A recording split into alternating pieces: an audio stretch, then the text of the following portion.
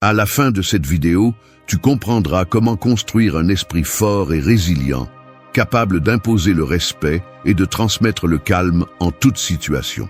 Nous allons parcourir les 13 points clés inspirés par la philosophie stoïcienne, conçue pour transformer ta discipline, ton autodiscipline et ta manière d'affronter l'adversité. Savais-tu que, selon des études récentes de l'université de Harvard, les personnes ayant une plus grande résilience mentale non seulement supportent mieux le stress, mais inspirent aussi davantage de confiance et de respect dans leur entourage? Il ne s'agit pas de génétique ni de chance, c'est une question d'habitude et de perspective. Aujourd'hui, tu vas découvrir comment forger cette force intérieure qui distingue ceux qui restent solides lorsque tout vacille autour d'eux. Chaque point est pensé pour que tu passes du simple désir d'être fort à l'incarnation réelle de cette présence inébranlable qui ne se laisse pas emporter par le chaos, la critique ou les émotions passagères. La dernière clé va te surprendre, car c'est celle que le moins de personnes pratiquent et pourtant, elle peut complètement transformer la façon dont les autres te perçoivent et surtout la façon dont tu te perçois toi-même. Peu importe si, en ce moment, tu as l'impression de manquer de contrôle, d'être facilement affecté par les commentaires ou de perdre ton calme dans des moments critiques. Ces 13 points ne sont pas de la théorie abstraite. Ce sont des pratiques que tu peux appliquer dès aujourd'hui pour commencer à remarquer de vrais changements dans ta vie quotidienne. Chacun de ces principes est soutenu par des siècles de sagesse stoïcienne et par des preuves actuelles en psychologie. Si tu recherches le respect, la sécurité et la maîtrise de soi, c'est le chemin à suivre. Commençons. Point 1. Pratiquer la discipline au quotidien même lorsque personne ne regarde. Veux-tu savoir pourquoi tu es toujours le même qu'il y a un an? Parce que ta discipline dépend du regard des autres. Tu es un champion quand il y a des témoins, mais tu deviens un fantôme dès que la caméra s'éteint. Tu te parles d'objectifs, mais tu abandonnes dès qu'il n'y a plus d'applaudissements. Et le pire, tu crois que personne ne s'en rend compte. Mais la médiocrité se voit, même si tu la caches derrière des discours sur la motivation et l'envie. Les personnes qui imposent le respect ne le font pas par ce qu'elles montrent, mais par ce qu'elles accomplissent lorsque personne ne les observe. Chaque matin où tu cèdes au téléphone, chaque promesse rompue parce qu'il n'y a pas d'urgence, s'ajoute. Ne te mens pas. La discipline n'est pas une posture, c'est un muscle. Et le tien est atrophié par tes justifications. Tu veux de la présence, mais tu ne supportes pas le silence inconfortable d'être ton propre juge. Tu préfères la validation à la solitude de l'effort invisible. Alors continue de te mentir. Dis que tu commenceras demain, qu'aujourd'hui était une mauvaise journée, que personne ne remarque rien. Mais le regard fatigué dans le miroir connaît la vérité. Le respect ne s'exige pas, il s'entraîne. Et il commence quand il n'y a personne pour t'applaudir. Deuxième point. Choisir des réponses rationnelles face à la provocation. La véritable force mentale se mesure dans les moments où quelqu'un essaie de te faire perdre ton centre. La provocation peut prendre de nombreuses formes. Des commentaires sarcastiques, des attaques personnelles, des regards défiants ou de simples gestes de mépris. À cet instant, la réaction automatique est souvent viscérale. Le pouls s'accélère, la mâchoire se contracte, des mots acérés cherchent à jaillir. Mais c'est précisément là que se forge un esprit résilient et digne de respect, dans la capacité à choisir sa réponse au lieu de se laisser emporter par l'impulsion. Répondre de manière rationnelle ne signifie pas réprimer l'émotion ni feindre l'indifférence. Cela signifie reconnaître la première impulsion, l'observer avec froideur, puis décider comment agir. Ce n'est pas facile. Cela exige un entraînement quotidien, une attention constante et un engagement inébranlable envers tes propres principes. Par exemple, imagine qu'au cours d'une réunion de travail, quelqu'un t'interrompt de façon méprisante et remet en question ta compétence devant l'équipe.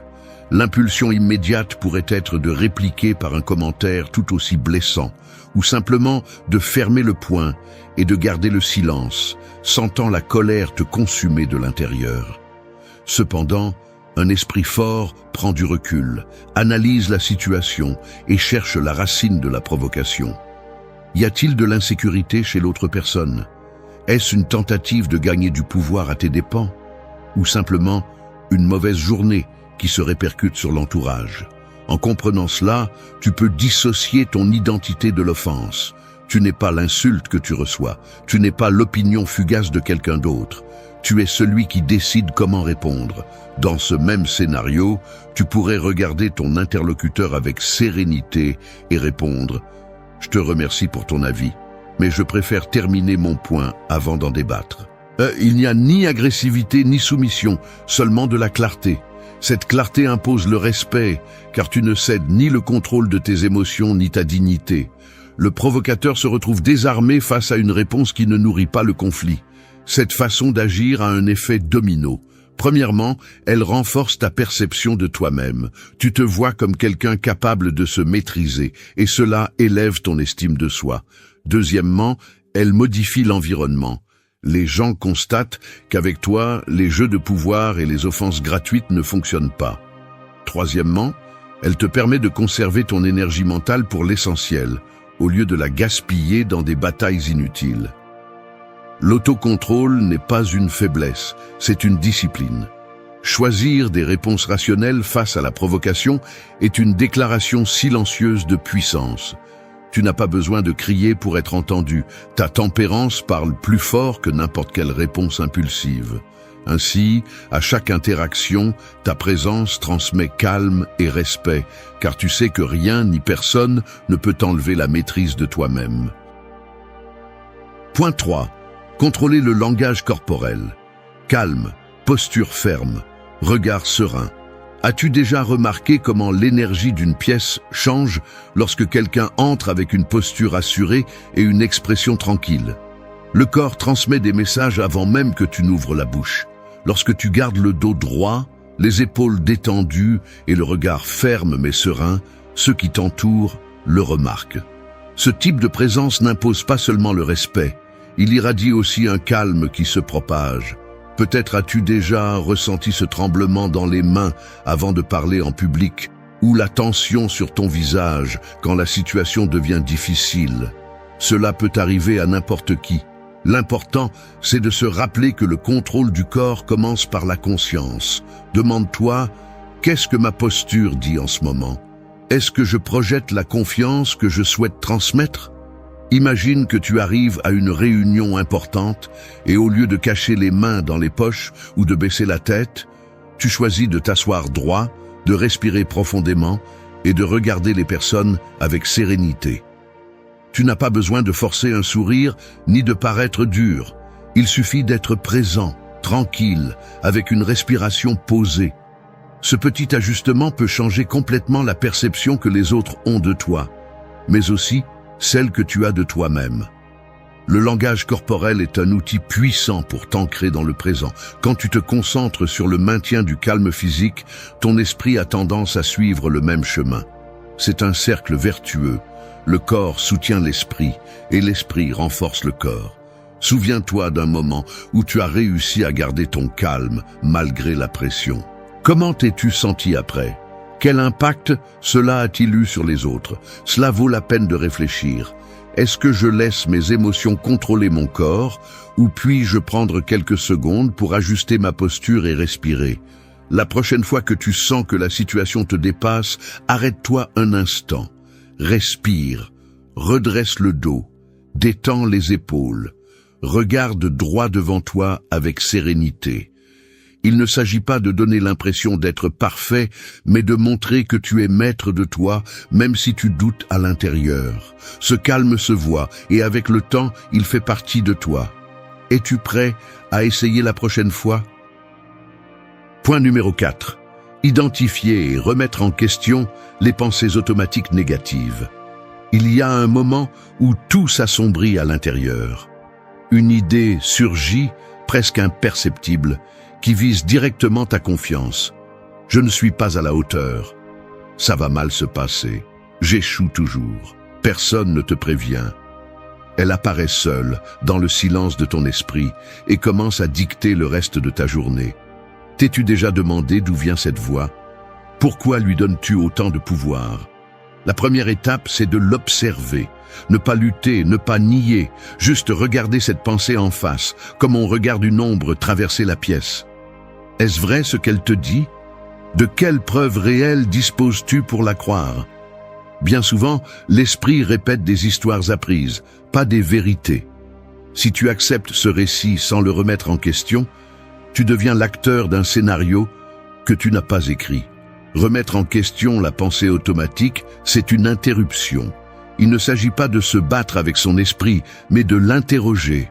Quelle autre explication existe? Comment quelqu'un qui te respecte verrait-il cette situation? Te parlerais-tu de la même façon si tu étais ton meilleur ami? C'est inconfortable, mais c'est nécessaire. La force mentale ne consiste pas à nier l'existence des pensées négatives, mais à les affronter, sans avoir peur de l'inconfort qu'elles apportent.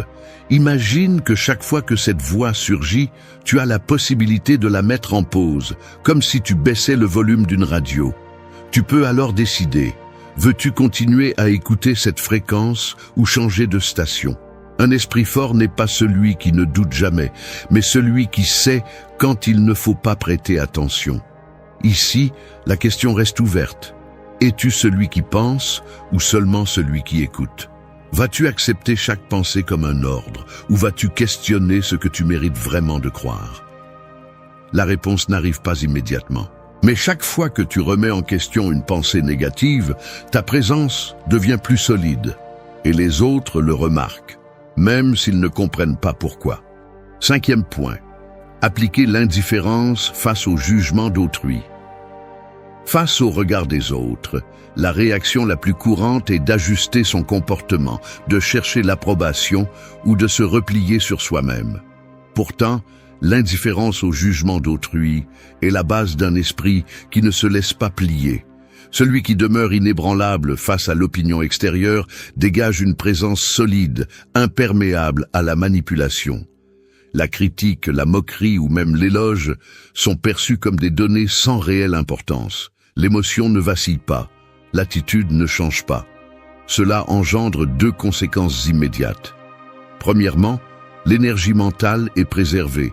Il n'y a pas d'épuisement à imaginer des scénarios ni à se défendre contre des attaques imaginaires. Deuxièmement, la perception des autres change. La personne qui ne réagit pas à la pression sociale est perçue comme quelqu'un de difficile à influencer, quelqu'un qui impose naturellement le respect. L'indifférence n'est ni arrogance ni mépris, mais maîtrise de soi. Elle n'implique pas d'ignorer autrui, mais de distinguer ce qui dépend de soi et ce qui n'en dépend pas. L'opinion extérieure appartient aux autres, la réponse à toi seul. Ainsi, on élimine l'anxiété de plaire et le besoin d'appartenance forcée. Dans des environnements tendus, cette attitude désarme ceux qui cherchent à provoquer ou à contrôler. En l'absence de réaction, le jeu de pouvoir s'effondre. Le calme devient le message le plus puissant. Le respect naît de l'autocontrôle visible, non de la quête de validation. Rester indifférent au jugement d'autrui est une pratique quotidienne. Chaque fois qu'une critique survient, l'occasion se présente de renforcer ce muscle. Le résultat est un esprit blindé, prêt à affronter n'importe quel environnement, capable de conserver le calme et le respect de soi, peu importe ce que disent les autres. Point 6. Affronter l'inconfort comme une opportunité de croissance. L'inconfort est un signal, non un obstacle définitif. Il apparaît lorsque quelque chose défie nos limites, lorsque la routine est brisée, lorsque l'environnement n'est plus prévisible. La plupart cherchent à l'éviter, construisant autour d'eux des zones de confort. Mais cet élan d'évasion est précisément ce qui freine la croissance personnelle. Le développement d'un esprit fort exige de s'exposer de manière délibérée à des situations qui dérangent, qui mettent à l'épreuve la patience, la capacité d'adaptation et la tempérance. Imagine le moment où tu dois prendre la parole en public pour la première fois. Le pouls s'accélère, la voix tremble, chaque regard semble un jugement. La réaction instinctive est de se retirer, de chercher une excuse, d'éviter la scène. Pourtant, chaque seconde passée dans cet inconfort est une opportunité. Le corps apprend à réguler l'anxiété, l'esprit à distinguer la critique constructive du bruit, la volonté à se maintenir sous pression. Il ne s'agit pas de rechercher la souffrance pour elle-même, mais de comprendre que le malaise est le seuil d'une nouvelle compétence, une force qui ne se forge que dans la friction. Le processus est graduel. Au début, l'inconfort paraît insupportable. Avec le temps, il devient un terrain familier. Celui qui s'expose à l'adversité de manière contrôlée développe des ressources intérieures, tolérance à la frustration, clarté sous la tension, capacité à prendre des décisions sans céder à l'impulsion.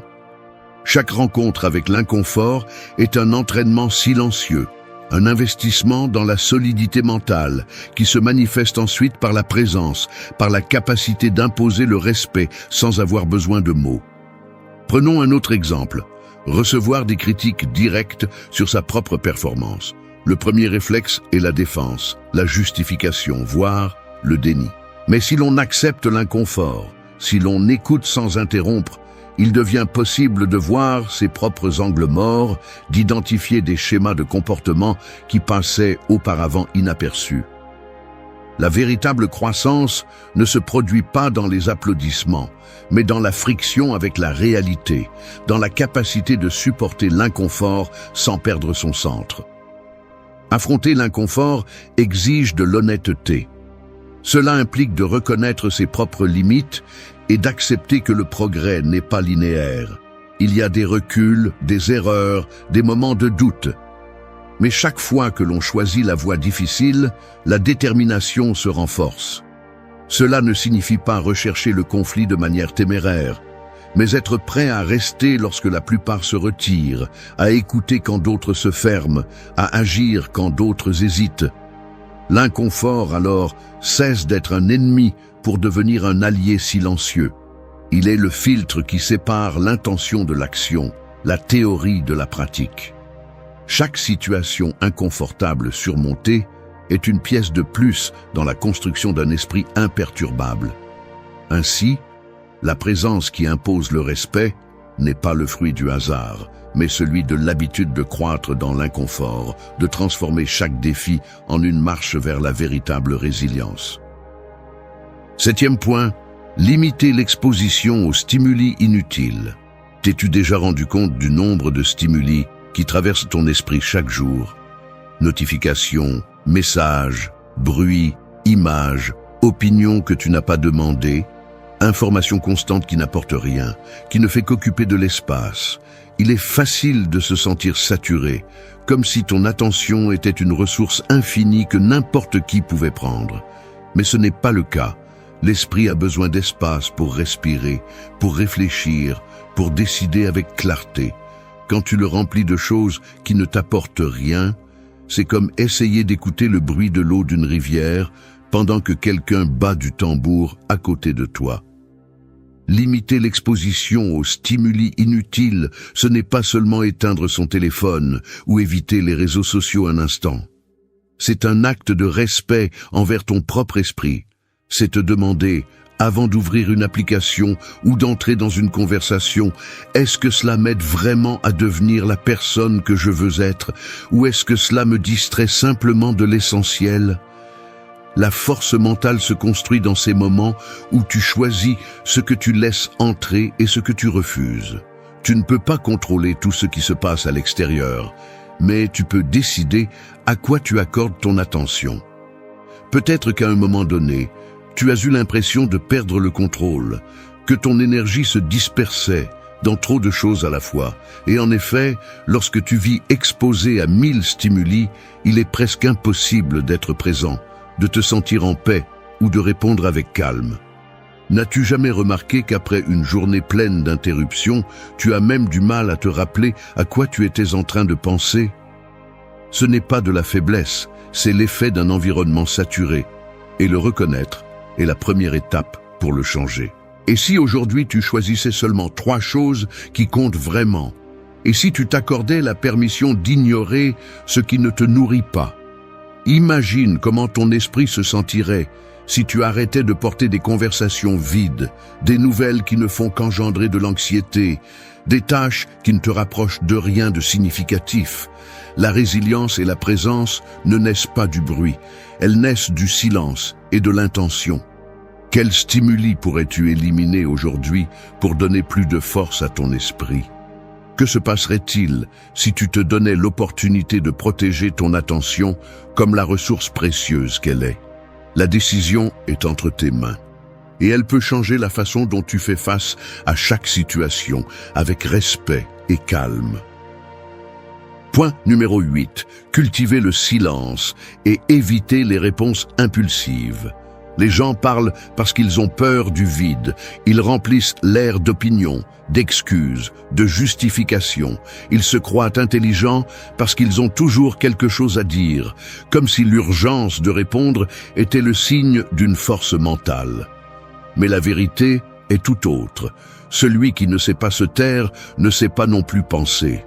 Une bouche anxieuse révèle un esprit faible, esclave de ses impulsions, incapable de résister à la pression d'une seconde supplémentaire avant de lâcher la première stupidité qui lui vient à l'esprit. Tu veux t'imposer le respect? Fais l'inverse. Tais-toi. Laisse le silence peser.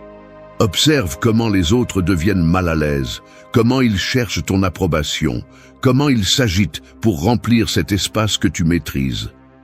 Le silence n'est pas un vide, c'est un pouvoir. Celui qui ne répond pas immédiatement démontre de l'autocontrôle, et c'est cela qui intimide vraiment. Parce que l'impulsivité ne vaut rien, tout le monde peut la donner. Supporter le silence, mâcher sa réponse, laisser l'émotion retomber avant de parler, cela, c'est pour ceux qui ont la maîtrise de soi. La prochaine fois que tu ressens l'urgence de répondre, tais-toi. Pas par peur, mais par stratégie. Laisse l'autre s'épuiser, qu'il révèle plus qu'il ne le voulait. Celui qui domine le silence contrôle la conversation. Celui qui répond sans réfléchir n'est qu'un pion dans le jeu de quelqu'un d'autre. Décide si tu veux être celui qui fait avancer les pièces ou celui qui ne fait que réagir. Parce que la différence entre le respect et la pitié, bien souvent, c'est de savoir quand fermer sa bouche. Point 9. Reposer l'esprit grâce à la méditation stoïcienne. Dans le bruit constant du monde, l'esprit se fatigue. Nous cherchons de la force, mais nous oublions que le repos est la base sur laquelle se construit la résilience. La méditation, pratiquée dans le silence, est l'art de revenir au présent, de mettre de côté les préoccupations que nous ne contrôlons pas et de regarder en face ce qui est ici, maintenant. Marc Aurèle a écrit « La tranquillité parfaite consiste dans le bon ordre de l'esprit, dans ton propre royaume. Ce royaume t'appartient, mais seulement si tu le réclames. » Beaucoup confondent repos et évasion. Le véritable repos mental n'est pas de fuir, c'est d'observer les pensées sans s'y identifier. S'asseoir dans le calme, ne serait-ce que quelques minutes, est un acte de courage. Il n'est pas facile de regarder le tourbillon d'idées, de préoccupations et de jugements qui traversent l'esprit. Mais en le faisant, on affaiblit leur pouvoir. Dans cet espace bref d'observation consciente se trouve la force qui ne dépend de rien d'extérieur. La pratique quotidienne de cette méditation ne requiert ni encens ni rituel complexe. Il suffit de trouver un endroit, de fermer les yeux et de suivre le flux de la respiration. Laissez chaque inspiration et expiration nettoyer le bruit accumulé. Si une préoccupation surgit, la regarder passer comme un nuage. Si une émotion intense apparaît, la reconnaître et la laisser partir. Il ne s'agit pas de vider l'esprit, mais de mettre de l'ordre dans le désordre, de lui offrir un refuge où il peut retrouver son énergie. Avec le temps, cet exercice transforme la réaction en réponse. Face à la provocation, il n'y a pas d'explosion, mais une pause. Face au chaos, il n'y a pas d'anxiété, mais de la clarté. L'esprit reposé n'est pas paresseux, il est aiguisé. Il sait discerner l'important du trivial et agit avec fermeté, sans se laisser remporter par des impulsions passagères. Dans la vie quotidienne, la différence est palpable. Celui qui a appris à reposer son esprit impose le respect sans élever la voix. Son calme est contagieux, sa présence est une ancre au milieu de la tempête. Il ne s'agit pas d'éviter le conflit, mais de l'affronter avec une sérénité inébranlable. La méditation est la forge invisible où se trempe ce caractère. Reposer l'esprit n'est pas un luxe, c'est une nécessité pour celui qui aspire à être maître de lui-même. Fais de la méditation une habitude aussi naturelle que respirer. Ainsi, lorsque viendra le moment d'agir, ton esprit sera ton allié, non ton ennemi. Comme le rappelait Marc Aurèle, le bon ordre de l'esprit est le véritable pouvoir. 10e point, visualiser le pire scénario et l'accepter sans crainte. Un esprit fort ne se construit pas en ignorant la possibilité de l'échec, mais en l'affrontant directement. L'exercice de visualiser le pire scénario possible est un outil inconfortable, mais puissant. Il consiste à imaginer dans les moindres détails ce qui se passerait si tout tournait mal. Si tu perds ton emploi, si une relation importante prend fin, si ta santé se fragilise, si tu fais face à la ruine ou à la solitude. Il ne s'agit pas de s'obséder avec la catastrophe, mais de la regarder en face, sans fioriture ni euphémisme. Pense à une situation qui t'inquiète en ce moment. Pousse-la à l'extrême. Quelle serait l'issue la plus redoutée? Par exemple, tu as peur de parler en public parce que tu crains de te ridiculiser. Emmène cette peur jusqu'au bout. Imagine que tu oublies ce que tu allais dire, le public rit, tu te sens exposé et humilié. Que se passe-t-il ensuite? Tu ressens de la honte, peut-être de la culpabilité. Et après? La journée continue, la vie suit son cours. Combien de temps ce malaise durera-t-il? Quelles conséquences réelles cela aura-t-il dans un mois, dans un an? Dans la plupart des cas, le pire scénario est supportable, même si ton esprit prétend le contraire. Cet exercice a deux effets. Le premier, il réduit le pouvoir paralysant de la peur. Lorsque tu nommes et explores ce que tu crains le plus, tu lui retires une partie de sa force. Le second, il te prépare mentalement à agir avec clarté si les choses tournent vraiment mal. Tu n'es plus surpris par le choc, car tu l'as anticipé, tu l'as déjà vécu dans ton esprit. Cela te permet de garder ton calme, même au milieu du chaos. Accepter le pire scénario ne signifie pas s'y résigner. Cela signifie reconnaître que, même s'il se produit, tu as la capacité de le supporter et de te reconstruire. Imagine que tu perds ton travail. La peur initiale peut être accablante, mais si tu explores cette possibilité, tu commences à voir des options. Chercher un autre emploi, réduire tes dépenses, acquérir de nouvelles compétences. Ce qui semblait être un abîme devient un terrain difficile, mais praticable. La peur de l'échec est souvent bien pire que l'échec lui-même. Lorsque tu t'entraînes à visualiser l'adversité et à l'accepter, tu deviens imperturbable. Tu ne réagis plus avec panique face à la menace. Tu ne plies pas et tu ne restes pas paralysé. Ta présence transmet du calme parce que tu ne fuis pas la difficulté. Tu l'as regardée dans les yeux et tu restes debout. Fais de cet exercice une pratique régulière. Pas seulement lorsque tu es anxieux, mais aussi dans les moments de calme. Prends une feuille, écris le pire dénouement possible de ce qui t'inquiète. Détaille-le. Ensuite, écris comment tu pourrais réagir, quelles ressources tu possèdes, quel soutien tu pourrais solliciter. Tu verras que la plupart des scénarios redoutés ne sont pas mortels, seulement inconfortables ou exigeants. C'est ainsi qu'on forge un esprit résilient. En affrontant l'inconfort, en anticipant l'adversité et en acceptant que, quoi qu'il arrive, tu as la capacité de résister et de t'adapter. Lorsque tu acceptes le pire scénario, tu cesses d'être l'otage de la peur. Et cette liberté se perçoit, se ressent, s'impose. Point 11. Remplacer la plainte par l'action résolue, cesse de débattre sur ce que doit être un homme de bien. Sois-en un. Marc Aurèle a écrit cela il y a près de 2000 ans, et, pourtant, la tentation de se plaindre reste intacte. La plainte est un refuge confortable, mais c'est aussi une prison invisible. Lorsque tu choisis la plainte, tu te dis à toi-même que le pouvoir est dehors, entre les mains des autres, dans les circonstances, dans le hasard. Tu deviens spectateur de ta propre vie, comme si le monde te devait une explication ou des excuses. Mais la réalité, c'est que rien ne change tant que tu parles. Tout se transforme lorsque tu agis. L'esprit fort ne discute pas avec le destin, il le défie. Il y a une différence radicale entre pointer ce qui ne fonctionne pas et s'engager à le changer. Le premier te maintient dans l'immobilisme, le second t'oblige à grandir. La plainte perpétue l'inconfort, l'action le dissout. Lorsque l'inconfort surgit, tu peux choisir, devenir l'écho de tes frustrations ou l'architecte de solutions.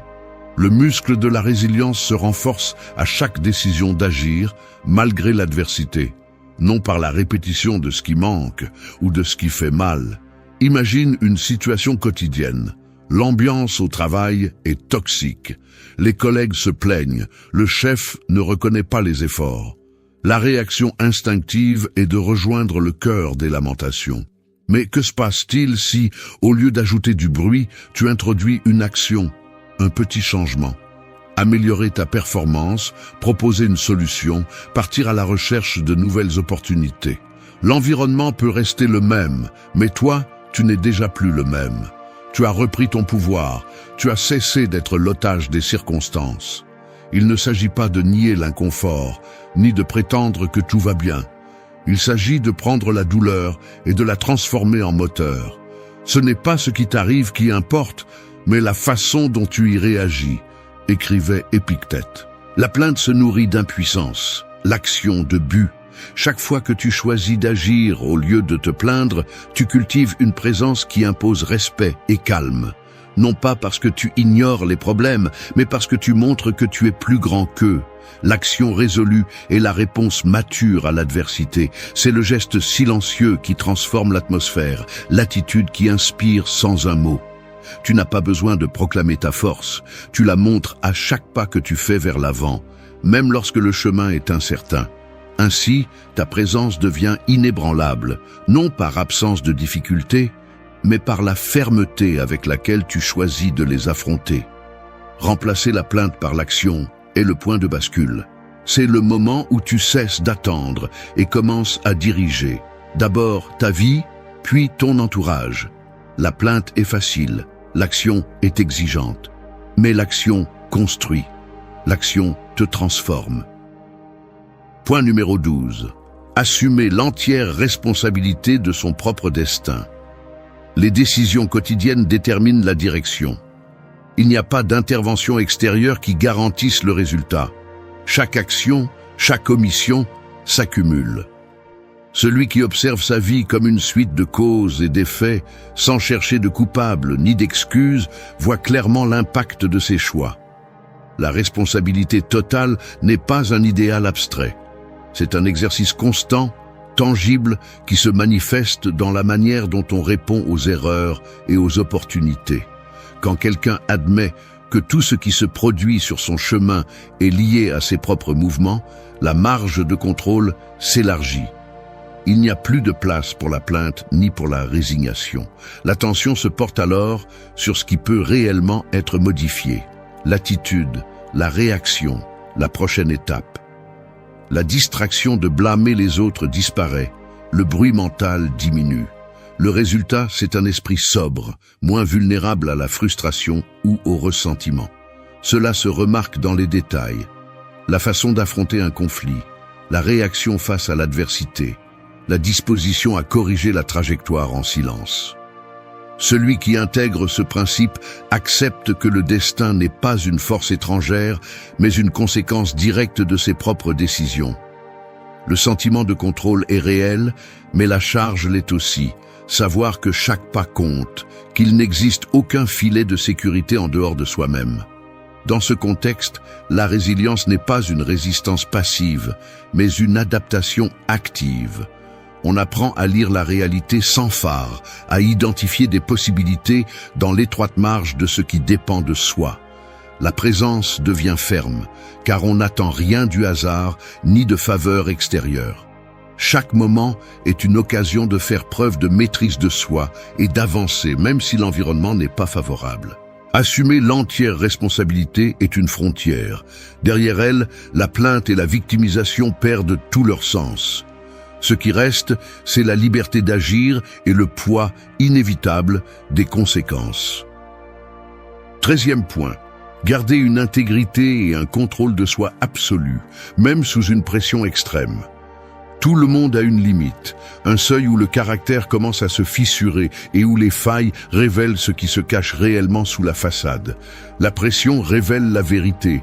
Quand tout est en jeu, quand l'environnement exige des réactions viscérales, quand l'adrénaline et la peur s'emparent du corps, c'est là que commence la véritable épreuve de l'autocontrôle. Il n'y a plus de place pour les excuses, pas d'espace pour les justifications. Il ne reste que ce que tu es, mis à nu sous le poids de la situation. Pense aux fois où tu as vu quelqu'un céder, cris, insultes, décisions impulsives, trahisons petites ou grandes, toutes nées dans ces secondes où la pression écrase la volonté. L'autocontrôle n'est pas une posture pour les jours faciles, c'est la discipline brutale de ne rien laisser, pas même la douleur ou la colère, dicter tes actions. L'intégrité n'est pas un joli mot, c'est une exigence. Quand personne ne regarde, quand tout brûle, qui es-tu à cet instant? Celui qui trahit son code pour chercher un soulagement immédiat, ou celui qui encaisse le coup et reste droit, même si cela fait mal? La pression extrême est le filtre ultime. Les masques tombent. La peur, la colère, le désespoir essaient de prendre le contrôle. Le corps réclame de réagir, de crier, de fuir, de céder à l'impulsion la plus primaire. Mais l'esprit fort ordonne « non ». Tu ne céderas pas au chaos. Tu ne seras pas l'esclave de tes émotions, ni de l'hostilité des autres, ni de l'injustice. Tu tiendras bon. Tu le feras parce que tu sais que si tu perds le contrôle une seule fois, si tu t'accordes un seul moment de faiblesse, la fissure grandira. Aujourd'hui c'est un cri, demain une trahison, après-demain la ruine. L'intégrité absolue implique que tu ne t'accordes aucun raccourci. Quand tout ton être réclame vengeance, ton esprit exige la justice. Quand tout ton entourage exige que tu sacrifies ta parole, tu la maintiens même si tu es seul. Quand la pression t'accule, tu choisis l'action juste même si personne ne le remarque, même si cela fait mal, même si tu perds. Parce que tu comprends que c'est dans ce feu, dans cet instant brutal, que se forge la présence qui impose le respect. Non par la peur, mais parce que ton autocontrôle est inébranlable et les autres le sentent. Ils savent que tu ne plieras pas, qu'il n'y a pas de chantage émotionnel, qu'aucune pression n'est suffisante pour briser ton code. La plupart se brisent avant la fin. La plupart cherchent la solution facile, l'excuse, le soulagement immédiat. Ils ne supportent pas le poids de la cohérence sous pression. Mais si tu veux un esprit fort, si tu veux que ta présence apaise et ordonne même dans le chaos, tu dois accepter le prix, renoncer au confort de perdre le contrôle. Renoncer au plaisir de la colère, au soulagement de la plainte, au réconfort de l'apitoiement. Il n'y aura pas d'applaudissements, il n'y aura pas de compréhension, il n'y aura que toi, observant si tu es capable de maintenir ton intégrité quand tout ce que tu aimes est en jeu. Il y aura des nuits où tu te demanderas si cela en valait la peine. Des jours où la douleur de tenir ta parole pèsera plus que n'importe quelle récompense. Mais c'est seulement ainsi que se construit un esprit qui ne se brise pas, une présence qui impose le respect sans dire un mot. Ton autocontrôle absolu, ton intégrité sous pression seront le seul véritable bouclier contre la médiocrité et le chaos. Il n'y a pas d'autre chemin, où tu restes ferme, où tu deviens l'un de plus qui se brise quand les choses se gâtent. N'attends pas de compréhension, ne cherche pas le soulagement. Garde le contrôle, même si tout hurle de le perdre, car c'est là, et seulement là, que se décide qui tu es vraiment. La vie fonctionne ainsi. Si tu ne contrôles pas ton attention et tes paroles, quelqu'un d'autre le fera à ta place. Le silence n'est pas une faiblesse. C'est un outil de puissance lorsque tu choisis de ne pas réagir à chaque stimulus ni de chercher la validation dans chaque regard. Mais il ne s'agit pas ici de paraître intelligent, il s'agit de discipline, de rester ferme lorsque tout autour de toi t'incite à t'expliquer, à te défendre, à répondre. La plupart des gens dépensent leur énergie à réagir, à justifier leur présence, à chercher l'approbation de leur entourage. C'est de la dispersion. Contrôler son attention et pratiquer le silence stratégique, c'est ce qui distingue un individu stable d'un individu volatile. Il ne s'agit pas de se taire par peur, mais de choisir quand et comment parler, et surtout, quand ne pas le faire. L'autocontrôle commence quand tu cesses d'offrir ta réaction au premier qui te provoque. La retenue n'est pas de la répression, c'est une question de priorité. Si tout ce que tu dis dépend de ce que l'autre fait, ta direction est dictée par n'importe qui sauf toi. Et si ton estime de soi dépend de la validation extérieure, tu n'auras jamais la paix, seulement l'anxiété de vouloir plaire. C'est pourquoi la conduite clé n'est pas seulement de se taire. C'est de concentrer ton attention sur ce que tu contrôles réellement et cesser de chercher l'approbation. Personne ne construit de pouvoir personnel en réagissant à tout. Reste jusqu'à la fin, car la dernière leçon est la plus difficile à accepter. Le véritable contrôle exige que tu t'habitues à ton propre silence, même lorsque personne ne l'applaudit. Si cela résonne en toi, abonne-toi. Point 1. Cesse de remplir le silence par des explications. Tu parles moins, on te respecte davantage. Cesse de te justifier chaque fois que tu gardes le silence. N'explique pas chacun de tes gestes. Tu n'as pas besoin de remplir l'air de mots juste pour te sentir accepté. La règle est simple, parle moins, observe davantage. Le respect commence lorsque tu cesses de le chercher à travers des explications inutiles. Chaque fois que tu ressens le besoin d'éclaircir ce que tu fais, de justifier pourquoi tu prends une décision, tu remets ton pouvoir. Les personnes qui s'empressent de s'expliquer en permanence finissent par être perçues comme peu sûres d'elles. Lorsque tu parles sans retenue, tu perds en autorité et ta parole se déprécie. Le silence stratégique n'est pas une faiblesse, c'est un filtre. Il filtre ce qui compte vraiment et montre clairement que tu ne parles que lorsque tu as quelque chose de pertinent à dire. Imagine, ton patron te demande pourquoi tu as mis du temps à répondre à un email. Tu bondis avec une liste d'excuses, de détails sans importance. Tu essaies de prouver que tu as raison, mais ce que tu transmets, c'est de l'anxiété, la peur d'être mal compris. La scène se répète en salle de réunion. Quelqu'un signale un oubli mineur dans ton rapport et, avant même qu'il ait fini sa phrase, tu débordes déjà de données, de dates, de justifications. Observe les gestes, des sourcils qui se lèvent, des regards qui se croisent, un silence gênant qui s'installe pendant qu'on t'écoute justifier l'injustifiable. Personne ne retient tes raisons, seulement l'urgence avec laquelle tu as tenté de te défendre. Lors d'une dispute de couple, la dynamique est identique. Tu te précipites pour justifier chaque réaction, chaque décision, comme si ta valeur dépendait de ta capacité à convaincre l'autre. Chaque phrase devient une défense, chaque mot une supplique muette pour être compris. L'atmosphère se tend. Point 2. Observe avant de répondre. Vous suspendez votre réaction. Vous maîtrisez votre impulsion. Vous êtes en réunion de travail.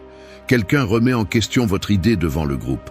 Vous ressentez l'impulsion de vous défendre immédiatement, d'expliquer, de prouver que vous avez raison. Mais, avant d'ouvrir la bouche, vous choisissez de garder le silence. Vous observez. Vous analysez la réaction des autres. Vous laissez le moment s'installer. Vous ne vous précipitez pas pour vous justifier. L'ambiance se tend une seconde. Vous remarquez que certains collègues baissent les yeux, d'autres croisent les bras. Une personne consulte son carnet en feignant de s'intéresser à ses notes. Celui qui a lancé la critique attend votre réponse, mais vous maintenez la pause. Dans cet intervalle, vous voyez l'attention se déplacer. Quelqu'un d'autre intervient, change la dynamique. Votre idée n'est plus la cible. La remise en question se dilue dans la conversation. Votre silence ne protège pas seulement votre position, il change aussi la dynamique. Vous n'êtes plus réactif, vous êtes imprévisible. L'attention des autres se disperse, la pression diminue. Celui qui cherche la confrontation n'a plus d'écho. La règle est simple. Maîtriser votre réaction immédiate est un acte de contrôle et de respect de soi. Parlez seulement quand vous avez de la clarté, pas par impulsion. Beaucoup vivent piégés dans le réflexe de répondre au premier coup. Ils croient que c'est ainsi qu'ils se défendent, qu'ils prouvent leur courage ou leur intelligence. Mais la réaction automatique n'est pas une force, c'est une faiblesse déguisée. L'auto-illusion ici, c'est de penser que votre voix immédiate vous donne du pouvoir. En réalité, elle vous expose. Chaque fois que vous répondez sans réfléchir, vous vous trahissez. Vous cherchez l'approbation, vous voulez que l'on accepte votre version, vous avez besoin d'être validé. Ce n'est pas du contrôle, c'est une dépendance au regard des autres. Point 3. Ne cherche pas l'approbation dans le regard des autres. Ignorer la validation, renforcer ton jugement. Cesse de chercher le reflet de ta valeur dans les yeux des autres. Ne réponds pas à l'impulsion de parler uniquement pour obtenir l'assentiment. Coupe le cycle de réaction automatique et concentre ton attention sur ce que tu fais, pas sur la façon dont on t'observe. Le principe est simple, ton jugement doit être ton juge, non l'applaudissement extérieur. Chaque fois que tu te trahis pour t'intégrer, tu perds la maîtrise de toi-même. Si tu prends l'habitude de vivre en quête d'approbation, tu deviens l'esclave des gestes, des silences et des opinions d'autrui. La dépendance grandit en silence. Tu commences par adapter ton opinion, tu finis par oublier qui tu es. Tu cesses d'agir par devoir et discipline, et tu deviens acteur d'une pièce que tu n'as pas écrite. Le besoin de réaction immédiate, de te montrer ou de te défendre, t'enlève contrôle et respect. Garder un silence stratégique, non par faiblesse mais par maîtrise de soi, te protège de tomber dans le jeu de la validation. Observe les scènes. Lors d'une réunion de travail, tes mains jouent avec le stylo pendant que tu lances des explications inutiles, cherchant le regard approbateur de quelqu'un.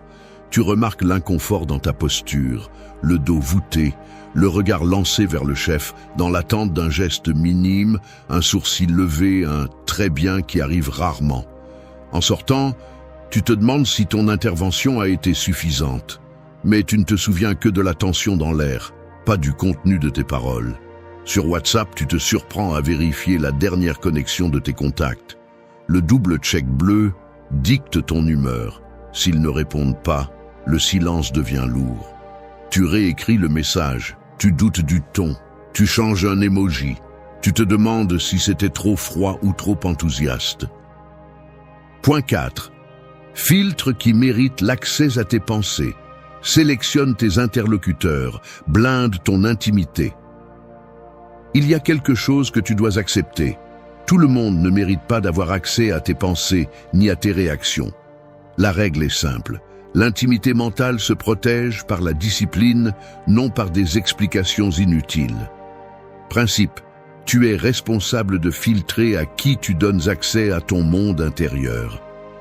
Trop parler, te justifier ou réagir face à n'importe qui, c'est renoncer volontairement à ton autodiscipline. Cette loi existe parce que ton esprit est le dernier bastion de ton autonomie.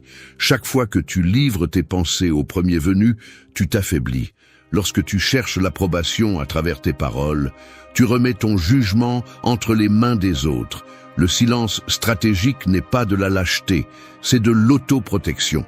Si tu franchis cette frontière, tu deviens l'otage de l'opinion d'autrui et de la réaction impulsive. Personne ne respecte celui qui ne protège pas son intimité. On te perçoit comme facile à lire, facile à manipuler et facile à déstabiliser. Exemple du quotidien. Au travail, quelqu'un formule une critique en public et ta première impulsion est de te défendre, d'expliquer chaque détail, de chercher la sympathie du groupe. Ce que tu montres, c'est que n'importe quel commentaire peut te déstabiliser. Tu remarques qu'après tes explications, des regards se croisent, certains affichent de l'agacement et la conversation tourne autour de ta réaction, non du sujet initial. La prochaine fois, on viendra te chercher pour rejouer la même scène.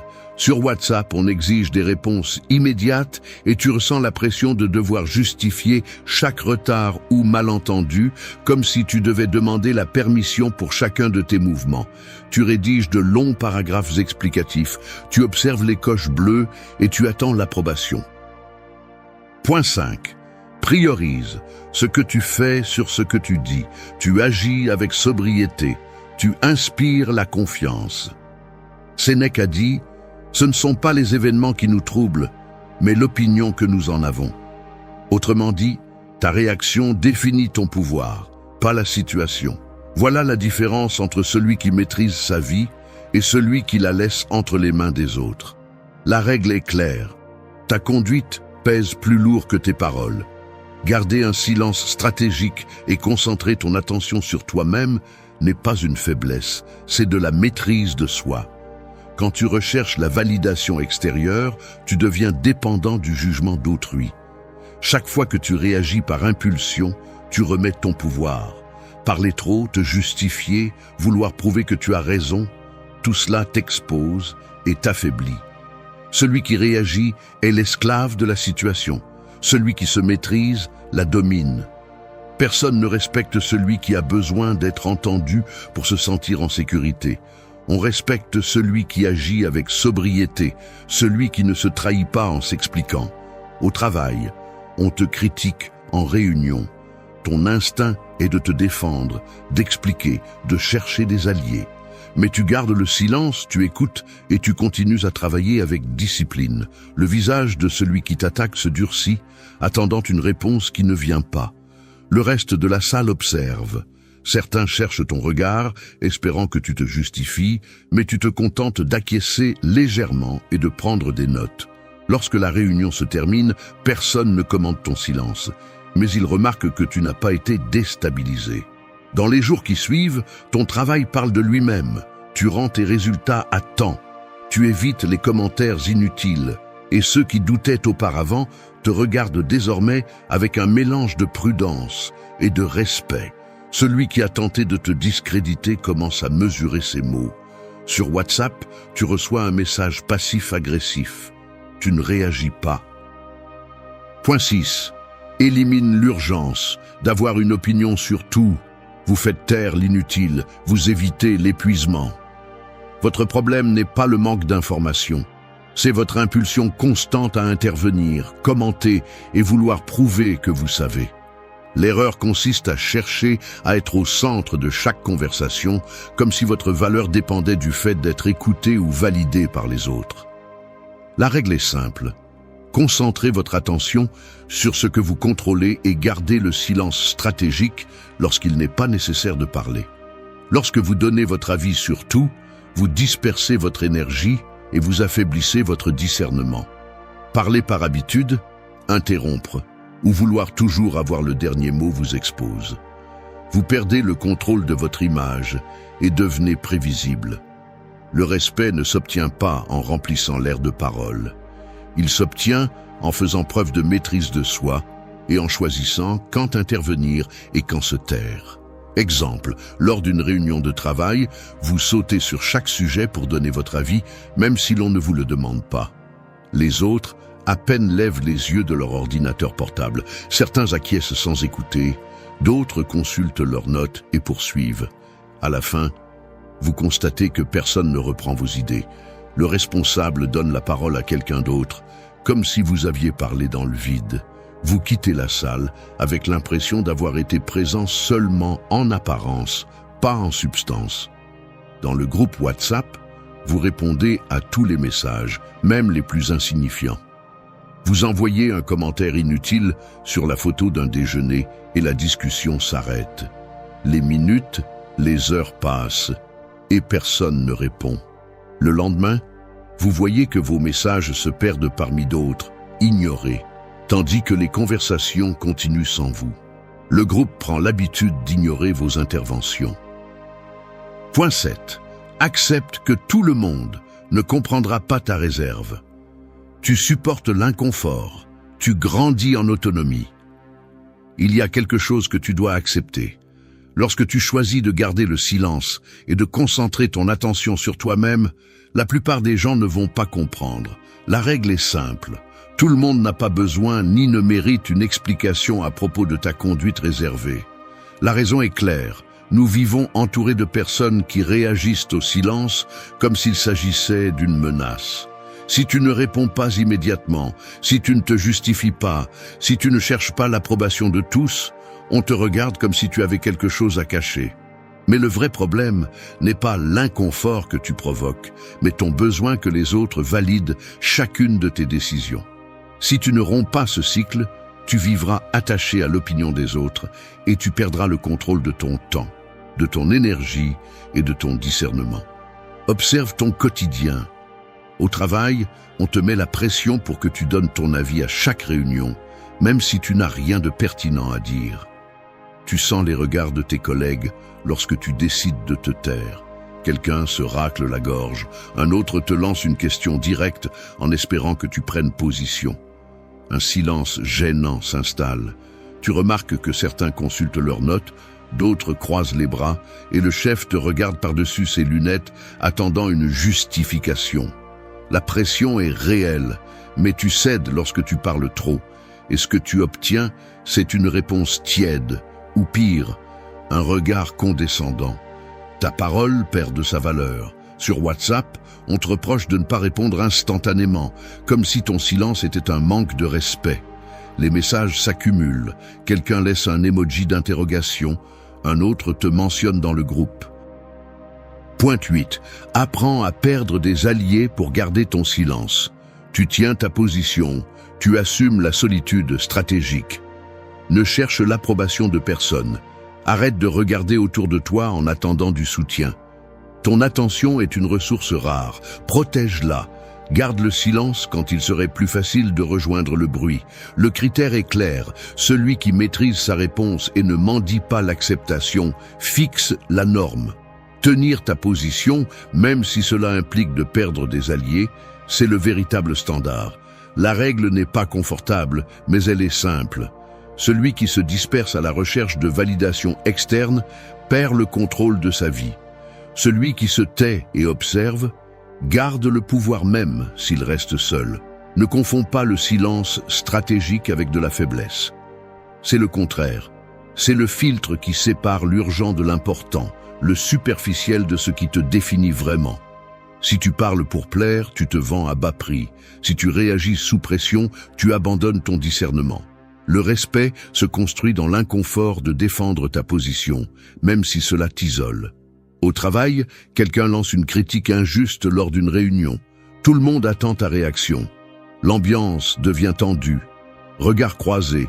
Certains font semblant de relire leurs notes. D'autres t'observent à la recherche de signes. Si tu réponds en cherchant des alliés, tu te dilues dans l'opinion de la majorité. Si tu gardes le silence, tu observes, et tu ne parles que lorsque tu as quelque chose à ajouter, tu fais la différence.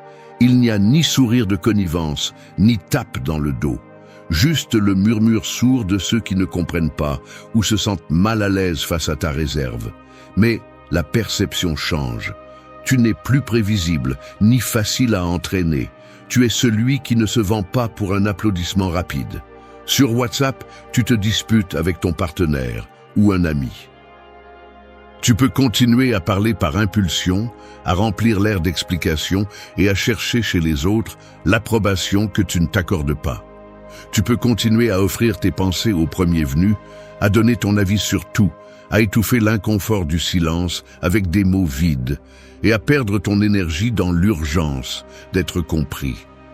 Mais tu connais le résultat, dépendance, épuisement, une vie dictée par les réactions des autres et la sensation constante d'être redevable au regard d'autrui. Ou tu peux choisir l'opposé, garder le silence stratégique, regarder à l'intérieur avant de répondre, observer avant de parler, réserver tes opinions et laisser tes actions parler pour toi.